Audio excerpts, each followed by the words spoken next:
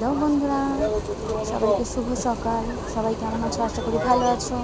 আমিও খুব ভালো আছি। আজকে যখন আমি আমার কাজের জন্য বেরিয়েছি, তো সকালবেলা শেওড়াফুলি থেকে দিয়ারা যাওয়ার পথে ট্রেনটা এখানে আসতে চলে, কারণ লাইনে কাজ চলছে। মনে হলো একটা ভিডিও করি, তোমাদের সাথে শেয়ার করি।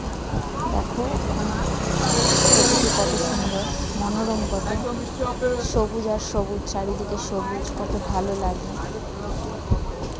দেখো এইরকম দৃশ্য সবাই দেখতে পায় না, আমরা দেখি প্রতিনিয়ত।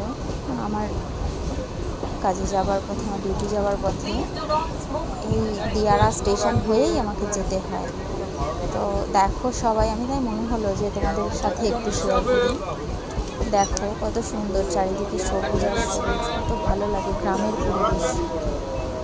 আমার তো খুবই ভালো লাগে।